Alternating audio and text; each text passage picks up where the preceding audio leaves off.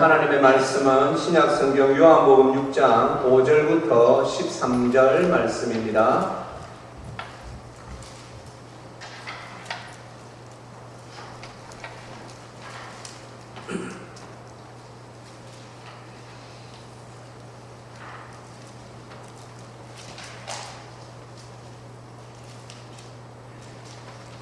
저와 우리 성도들 한 절씩 받들어 읽겠습니다. 예수께서 눈을 들어 큰 무리가 자기에게로 오는 것을 보시고 빌립에게 이르시되 우리가 어디서 떡을 사서 이 사람들을 먹이겠느냐 하시니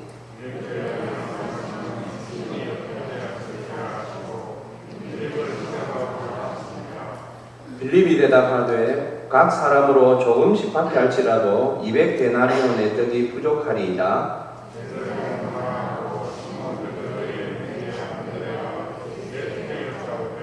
여기 한 아이가 있어 보리떡 5개와 물고기 2마리를 가지고 있나이다.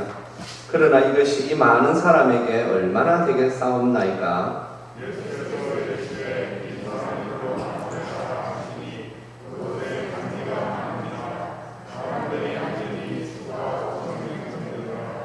예수께서 떡을 가져 축사하신 후에 앉아있는 자들에게 나눠주시고 물고기도 그렇게 그들의 원대로 주시니라.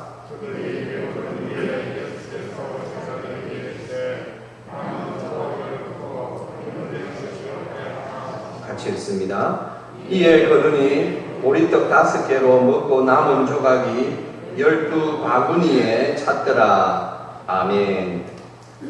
기도하겠습니다. 하나님 아버지, 저희들이 살고 있는 이 상황들은 언제나 한 번이라도 쉬운 때가 없었습니다. 주님, 지금도 참 어려운 가운데 저희들이 있습니다. 이렇게 어려운 가운데에서 우리가 하나님을 믿는 의미, 예수님을 믿는 의미가 무엇인지를 이 말씀을 통하여 발견하게 하시고 이 말씀을 통하여 주시는 그 하나님의 은혜를 붙잡고 저희들이 또 힘내어 살아가게 하여 주시옵소서. 감사드리오며 우리 주 예수 그리스도의 이름으로 기도합니다. 아멘. 네, 예수님께서 이 땅에 계실 때에 예수님을 따르는 많은 사람들이 있었습니다. 오늘도 우리가 함께 받들어 읽은 말씀에 보시면 큰 무리가 예수님께로 왔다라고 그렇게 요한이 기록하고 있습니다. 오늘 이 본문의 말씀은 사복음서 모두에 기록되어져 있습니다. 마태는 오늘 이 본문의 말씀을 마태복음 14장에서 기록하고 있습니다. 마태복음 14장이라 그러면 그 전에 우리가 쭉 대충 생각해봐도 예수님께서 참 주셨던 말씀들 그리고 예수님께서 행하셨던 기적들을 사람들이 많이 봤을 것입니다. 그리고 이제 그 소문에 휩쓸려서 오늘도 예수님을 찾아 큰 무리가 오게 된 것이지요. 예수님께서 그 당시 사람들을 향하여서 참 천국 복음의 말씀도 주셨고 또 예수님께서 많은 기적들도 행하셨습니다. 우리가 생각해보면 어떻게 해서 그런 기적들이 그때는 많았을까 그런 생각을 할 수 있지만 복음이 처음 전해지는 곳에는 항상 그런 일들이 많았습니다. 복음이 처음 전해지는 그 현장은 이제 사탄과 직접적인 충돌이 일어나는 곳이기 때문에 하나님께서 주의 복음을 전하는 자들에게 큰 기적들을 행함으로 말미암아 그 사탄의 세력들을 제압하시도록 그런 은혜들을 주셨습니다. 그래서 지금도 선교 현장에서는 우리가 상상치 못하는 그런 일들이 지금도 비일비재하게 일어나고 있습니다. 그럼 우리도 이런 생각을 할 수 있죠. 왜 지금 우리에게는 일어나지 않습니까? 아닙니다, 성도님들. 우리 한국 초대 교회에도 우리나라에 복음이 맨 처음 들어왔을 때도 우리나라에는 그런 일들이 어마어마하게 많이 일어났었습니다. 지금은 천국 가셨는데 어느 노목사님이 그의 글에 자기의 어린 시절을 이렇게 회고해 놓았습니다. 종종 풍성한 은혜는 먹고 마시는 것을 잊게 합니다 하면서 글을 시작하였습니다. 그 목사님이 해방 후에 어린 시절을 보냈는데 그 당시 우리나라에 박재봉이라는 목사님이 계셨는데 유명한 부흥사셨답니다.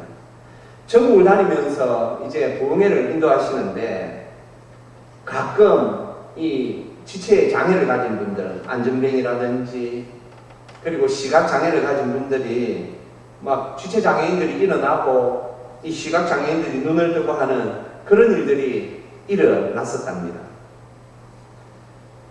이제 그 목사님이 그런 부흥 집회를 마치고 이제 가셨음에도 불구하고 어른 성도님들이 이 시간마다 은혜가 넘치니까 집에 돌아갈 생각을 아니하고 앉아서는 뭐 어떤 분들은 기도하고 어떤 분들은 찬송하고 또 끼리끼리 모여서 서로 받은 은혜를 나누고 하는 그런 일들이 비일비재하더라는 것이죠. 도무지 어른들이 집에 갈 생각을 안 하더라는 것입니다. 성도님들, 오늘 이 본문의 말씀은 하나님의 아들이신 예수님께서 이제 그 당시 많은 사람들에게 복음을 전하시고 또 많은 기적들을 행하셨으니 그 당시 사람들도 아마 그랬을 것입니다. 배고픈 거, 그런 것들도 잊어버리고 하나님께서 자기들에게 주신 그 은혜를 귀하게 생각하고 그리고 주위에 있는 사람들과 함께 할 수만 있으면 저 예수님께 한 말씀이라도 더 듣자고 아마 그들은 그렇게 생각하고 있었을 것입니다. 그런데 우리가 이 말씀을 읽으면서 또 감격하는 것은 우리 예수님께서 배고픈 군중의 그 심정을 아셨다라는 것입니다. 그리고 그들의 어려움을 덜어주셨다라는 것입니다. 우리는 간혹 이런 생각을 할 때가 있습니다. 하나님께 은혜 받으면 뭐 좀 육적인 것들은 우리가 조금 무시해도 괜찮다. 뭐 하나님의 은혜를 받았는데 배고프면 어떻고 그때는 그냥 금식하면 되지. 먹고 마시는 것이 우리의 우상이 되어서는 안 된다. 이런 식으로 조금 말을 하는 생각을 하는 분들도 있는데 성도님들 그렇지 않습니다. 예수님은 그렇게 하시지 않으셨습니다. 아무리 은혜를 많이 받아도 배고프면 먹어야 한다라는 것을 우리 주님은 잘 알고 계셨습니다. 군중들이 배고프다라는 말을 하기 전에 예수님은 그들의 배고픔을 아셨습니다. 그래서 마태복음에 이 오병이어의 이 기적과 함께 또 7병이어의 기적이 기록되어 있는데 그때 우리 마태복음 15장에서 우리 주님께서 이렇게 말씀하시는 대목이 나옵니다. 예수께서 제자들을 불러 이르시되 내가 무리를 불쌍히 여기노라. 그들이 나와 함께 있으니 이미 사흘임에 먹을 것이 없도다. 길에서 기진할까 하여 굶겨 보내지 못하겠노라. 네, 그때는 또 사흘 동안 그 무리들이 예수님의 말씀을 들었습니다. 얼마나 좋았으면 3일 동안 굶주렸음에도 불구하고 사람들이 그 자리를 뜨지 아니하고 하나님께서 예수님을 통하여 주신 말씀을 듣느라고 모두 거기 있었다라는 말씀이지요. 그것에 대하여 우리 주님께서 불쌍히 여기셨다라는 이 말씀이 여기 나오고 내가 굶겨 보내지 못하겠다라는 말씀이 나옵니다. 이제 오늘 이 본문은 우리 예수님께서 배를 타고 이제 또 가십니다. 우리 예수님께서는 갈릴리 바다를 중심으로 해서 배를 타고 이쪽 저쪽으로 잘 다니셨습니다. 가버나움에서 출발하여 건너편 베세다 지역으로 오셨는데 이 베세다 지역은 베드로와 안드레 그리고 빌립의 고향이기도 합니다. 만일 누군가가 어디서 음식을 구할 수 있는지 알고 있었다면 아마 그 중에 한 사람은 바로 빌립이었을 것입니다. 왜냐하면 빌립의 고향은 지금 있는 곳에서 약 한 14km 정도밖에 떨어져 있지 않았기 때문입니다. 그가 바로 벳세다 출신이었기 때문입니다. 오늘 예수님께서 빌립의 믿음을 견고하게 하시려고 빌립을 시험하셨다라고 말씀하십니다. 왜 예수님께서 빌립을 시험하셨을까요? 이유는 한 가지입니다. 예수님을 얼마만큼이나 의지하고 있는가를 우리 주님께서 보시고자 하는 것이지요. 성도님들, 우리 하나님께서는 사랑하는 자녀인 우리들을 시험하시는 때가 종종 있습니다. 우리를 넘어뜨리려고 하시는 건 아닙니다. 우리를 더 큰 믿음으로 살게 하시려고, 우리를 더 든든한 반석과 같은 그 믿음의 이 신앙의 집을 세우게 하시려고 하나님께서는 종종 우리를 시험하십니다. 아브라함이 받았던 시험도 바로 그런 것이지요.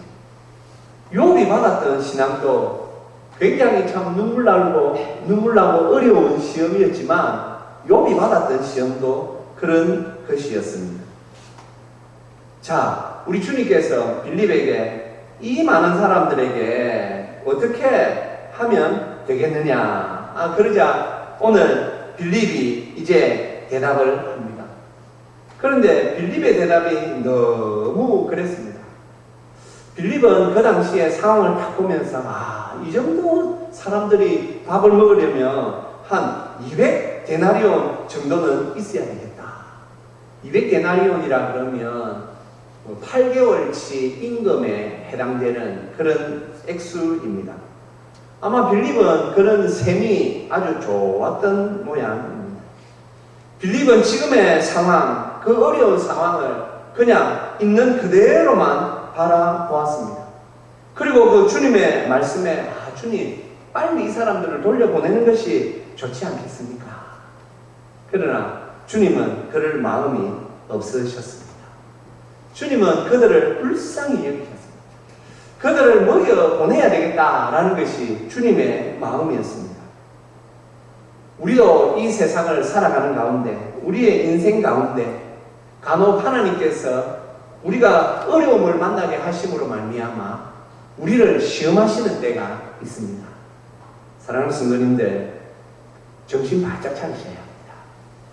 우리가 어려움을 당할 때에 우리는 항상 생각할 때에 나 혼자 그 어려움을 당한다라고 생각하는 경우들이 있습니다. 하나님이 항상 우리와 함께 하심에도 불구하고 우리가 그 믿음을 붙잡지 못하고 우리는 항상 지금 나 혼자 이 어려움을 당한다라고 그렇게 생각합니다. 우리가 성령님께서 우리와 함께 하신다라는 그 말을 설교를 통하여 수도 없이 듣지만 우리가 어려움을 당할 때가 되면 우리는 항상 나 혼자 이 어려움을 당한다라고 생각합니다. 하나님은 우리를 어려움 속에 그냥 내버려 두신 적이 한 번도 없으십니다. 성도님들, 하나님께서는 항상 언제나 우리를 도울 준비를 하시고서 우리에게 어려움을 허락하신 분입니다. 그래서 우리가 전능하신 주님께 손을 내밀기만 하면 우리 주님께서는 언제나 우리에게 도움의 그 은혜를 부어 주십니다. 이 사실을 잊지 말아야만 합니다. 해결책이 한두 번 해서 나오지 않는다고 좌절하거나 실망해서는 안 됩니다. 낙심해서는 안 됩니다. 그때일수록 우리가 더욱 하나님의 은혜를 바라보아야 합니다. 세상 사람들이 이제 저 사람은 가망이 없다 라고 생각할 그때에도 하나님께서는 은혜를 내려주십니다. 옛날에 우리나라 어르신들은 아마 다 잘 아실 것입니다. 프라이보이 곽규석 하는 분 계셨지 않습니까? 유명한 MC로서 그가 참 어린 시절 예수님을 믿는 믿음을 가지고 있었는데 너무 세상적으로 잘 나가다 보니 세상에 빠져서 자기 마음대로 살다가 인생이 거의 다 무너질 즈음에 이래 해봐도 안 되고 저래 해봐도 안 될 때 그가 이제 죽음의 길을 갈 수밖에 없구나 라고, 이제 그가 죽음의 길을 건너가려고 어느 강을 찾아갔을 때 그 강 주변에 있던 어느 교회에서 들려오는 찬송 소리를 들었습니다. 그날이 수요일 밤이었다라고 합니다. 그가 그 하나님의 은혜를 잊어버리고 자기가 혼자 자기 나름대로 인생을 어떻게 해보려고 하였지만 그 자기의 능력으로는 그 인생의 어려운 짐을 어떻게 감당할 수가 없었습니다. 그분이 말하였습니다. 돈을 어마어마하게 많이 벌었고, 그러니 또 주변에 말이죠, 그 당시에 그분이 우리나라의 최고의 MC였지 않습니까? 그러니 인맥이라든지 그런 것도 얼마나 좋았겠습니까? 그런데 그러한 것들도 자기 인생을 어떻게 구제할 수 없는 그런 어려움에 빠졌을 때에 그가 선택할 수 있는 길은 죽음 하나밖에 없었다라고 합니다. 그가 이제 그 죽음을 선택하기 위해 강 안으로 들어가려 할 때 그가 찬송소리를 들었고 그 예배당에서 마지막 기도라도 하고 그가 가야 되겠다라고 생각한 그날에 하나님께서 그를 찾아주셨습니다. 그가 다시 그 하나님의 은혜로 마음이 뜨거워져서 그의 삶을 다시 한번 돌이키게 되고 하나님 앞에 회개하여 그 세상의 그 모든 것을 내어놓고 그가 신학을 공부하여 목사가 되어 그의 마지막 인생은 너무나도 빛나게 하나님께서 참 그의 머리를 들어주셔서 많은 사람들로부터 돈으로 인한 존경이 아닌 신앙과 그 하나님의 은혜로 인한 그 존경을 받아 누렸습니다. 사랑하는 성도님들, 혹 지금 우리는 빌립처럼 이 세상의 문제에 그냥 맨몸으로 부딪히고 있지는 않습니까? 주님의 의도가 그것이 아닙니다. 주님께서 오늘 빌립을 시험하신 것이 빌립에게 좌절감을 맛보게 하려고 한 것이 아니었습니다. 빌립의 대답은 굉장히 지혜롭죠. 어떻게 그 순간 200데나리온 정도가 있으면 됩니다 라고 말할 수 있었겠습니까? 빌립의 대답은 지혜로워 보이나 지혜롭지 못한 것이었습니다. 우리도 이러한 인간적인 시각, 합리적인 시각, 경험적인 시각, 상식적인 시각으로 우리의 문제들을 볼 때에 우리가 답을 찾지를 못하는 경우가 종종 있게 됩니다. 어떻게 5,000명을 먹일 수 있단 말입니까? 남자만 5,000명이니까 그 당시에 문화로 봐서는 한 최소 2만 명 정도라고 볼 수 있지요. 빨리 흩어지게 하여서 각자 음식을 사먹게 하는 것이 참 빌립이 생각할 때는 가장 좋은 대답이었습니다. 그러나 주님의 뜻은 그것이 아니었습니다. 이때 안드레가 등장합니다. 저는 오늘 설교 제목을 안드레 믿음으로 라고 그렇게 설교 제목을 만들었습니다. 안드레의 믿음이 아닙니다, 성도입니다. 제가 만든 말입니다. 그죠? 안드레 믿음입니다. 안드레는 오늘 그 상황에서 예수님께서 빌립에게 질문하시는 것을 옆에서 듣고는 그는 또 생각하였습니다. 주님께서 뭔가를 하시려고 하는데 우리가 볼 때에는 아무런 이 답이 없구나. 이 안드레는 그의 마음에 지금까지 예수님을 따라다니면서 예수님은 하나님의 아들이신데 지금 이 문제를 예수님은 충분히 해결하실 수 있는데 그 마음을 가지고 있었습니다. 성경에 우리가 사복음서라 그러지요. 마태, 마가, 누가, 요한복음은 그 성경의 저자들이 나름대로의 그 시각을 가지고 복음서를 기록하였습니다. 예를 들어서 마태는 예수님을 왕이신 예수님으로 보는 시각으로 마태복음을 기록하였습니다.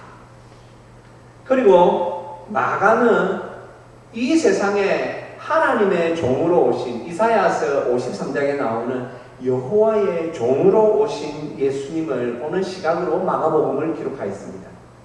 누가는 또 예수님은 완전한 사람의 아들이시다 라는 그 시각으로 기록하였고, 요한은 예수님은 하나님의 아들이시다 라는 시각으로 요한복음을 기록하였습니다. 안드레가 지금 예수님을 어떻게 보고 있습니까? 예수님은 하나님의 아들이지. 그런데 자기가 할 수 있는 것이 없습니다. 빌립처럼 그렇게 머리가 좋은 것 같지도 않습니다. 그때 그의 눈에 들어온 것이 어린 아이가 자기 어머니가 싸준 도시락을 가지고 있는 것이었습니다. 거기에 보니까 보리떡 5개와 물고기 2마리가 있는데, 이 물고기는 우리가 생각하는 것처럼 생선이 아니고 그냥 우리나라를 보면 좀 굵은 멸치 정도로 생각하시면 될 것입니다. 어린 아이의 도시락이니까요. 안드레가 그것을 들고 주님께 왔습니다. 그리고 그의 마음을 아주 간절하게 뜨겁게 하면서, 주님, 지금 이게 있습니다. 주님께서 좀 알아서 좀 해주십시오. 성도님들, 이것이 안드레의 믿음이었습니다. 안드레는 그 상황 속에 그의 마음을 무너뜨리지 않았습니다.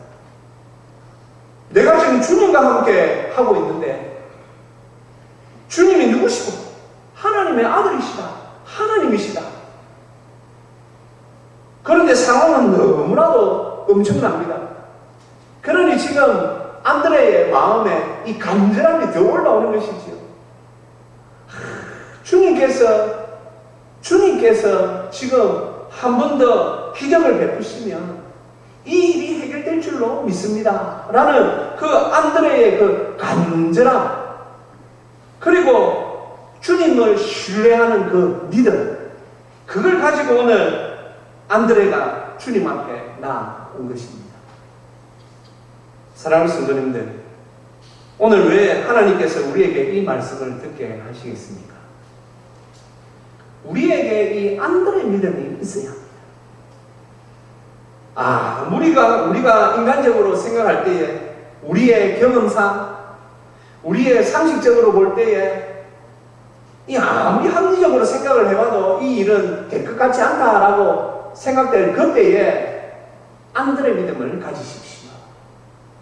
안드레가 가졌던 안드레의 믿음이 아니라, 이러한 상황 속에서 하나님의 아들이신 하나님이신 예수님께 모든 것을 믿고 신뢰하고 의지하는 그 믿음 말입니다. 안드레 믿음 말입니다. 그 믿음을 가지시고 마음을 조금 더 간절하게 뜨겁게 채우십시오. 우리가 지금 우리에게 필요한 것이 바로 이것입니다. 상황은 언제나 우리에게 불리합니다. 왜냐하면 사탄이 방해하기 때문입니다. 사탄이 방해하기 때문에 우리의 상황은 항상 불리합니다. 오늘 이 소위 오병이어의 오늘 이 기적, 이 본문의 말씀은 참 많은 목사님들이 여러 가지 관점으로 설교를 하셨습니다. 왜냐하면 이 말씀의 의미가 다양하기 때문입니다. 오늘 제가 오늘 다루지는 않았지만, 이 본문에서 하나님께서 우리에게 알려주시는 것 중에 하나는 예수님이 누구시냐는 것입니다. 성도님, 오늘 예수님과 함께 있는 사람들이 들판에 있습니다. 그리고 오늘 예수님께서 그 보리떡 5개와 조그만 작은 물고기 2마리로 장정만 5,000명을 먹이신 이 사건을 볼 때, 그 당시 사람들은 하나를 떠올렸을 것입니다. 바로 광야에서 만나를 받아 먹었던 그들의 조상들 말입니다. 네, 맞습니다. 오늘 예수님은 지금 이스라엘의 목자로서 그 당시 광야에서 이스라엘 백성들을 이끄셨던 그 모세보다도 더 위대한 목자로 오늘 주님께서 여기 계십니다. 그래서 요한복음 6장에서 우리 주님께서 이렇게 말씀하시죠. 나는 선한 목자라. 내가 양을 위하여 내 목숨을 버리노라. 오늘 이 본문에서 우리가 절대 놓치지 말아야 할 것은 우리 주님이 우리의 목자라는 사실입니다. 광야 이스라엘 백성들이 모세 목자를 따라 그들의 광야길을 잘 40년 동안 걸었던 것처럼 이제 참 목자 대신 우리 주 예수님께서 우리의 인생의 목자가 되셔서 여기서 계신 것입니다. 그리고 지금 우리의 인생을 또 참 목자 대신 예수님께서 이끌어주고 계신 것입니다. 다윗이 시편 23편에서 여호와는 나의 목자시니 내가 부족함이 없으리로다 라고 고백하였습니다. 오늘 주님께서 우리에게 원하시는 고백이 바로 그것입니다. 예수님이 나의 목자시니 여호와는 나의 목자시니 내가 부족함이 없으리로다. 사랑하는 성도님들, 오늘 이제 안들의 믿음이 무엇입니까? 이제 바로 이것입니다. 예수님이 나의 목자시다. 그래서 나는 부족함이 없다.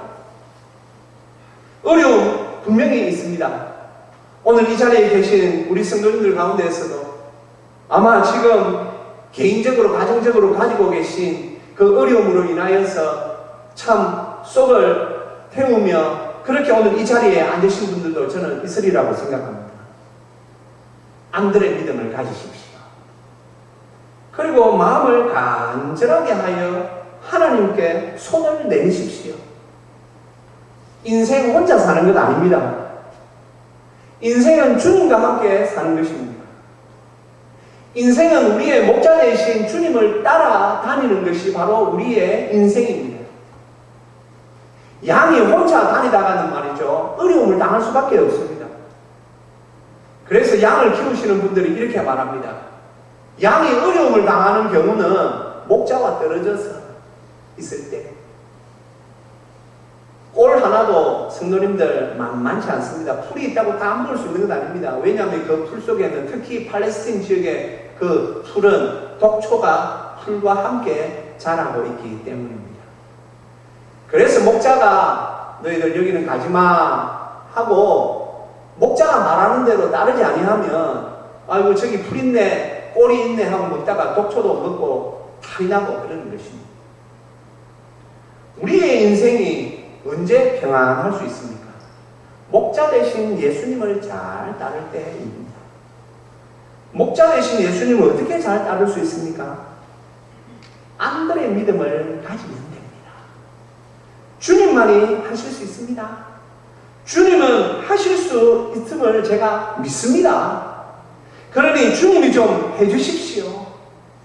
그리고 우리의 마음을 간절하게 하여 주님을 따를 때에 하나님께서 우리에게 은혜 내려주실 줄 믿습니다. 사랑하는 성도님들, 힘내십시오. 지금 사실 좀 우리 장로님의 기도처럼 우리나라의 상황이 코로나로 인하여서 조금 우리를 위축하게 하는 이런 때입니다.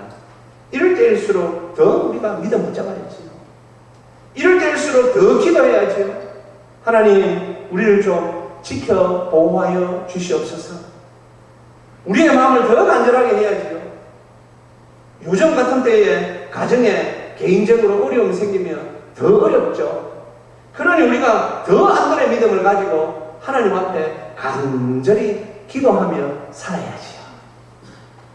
그렇게 살아갈 때에 하나님께서 주시는 은혜 가운데 평안함을 누리게 되실 줄 믿습니다. 오늘 조금 기압이 낮아서 그런지 모두가 다 조금 힘드시지요? 자, 우리 좌우에 계신 분들과 한번 이렇게 인사해 볼까요? 안들의 믿음으로 삽시다. 한 번 더 반대편으로 한 번 더 보시면서요. 안들의 믿음으로 간절하게 삽시다. 네, 그렇게 살아갈 때에 하나님께서 주시는 은혜와 평안 속에 살게 될 줄로 믿고 그렇게 사시길 주님의 이름으로 축복합니다.